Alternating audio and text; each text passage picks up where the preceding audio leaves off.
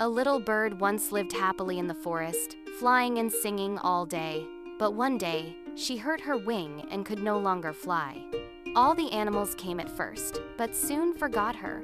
Only a tiny squirrel visited daily, bringing food and sitting beside her through the lonely nights.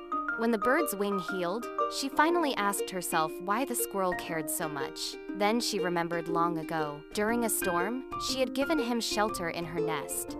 The bird flew high again, her heart full, knowing she had found a true friend forever. Moral: real friendship is shown in hard times.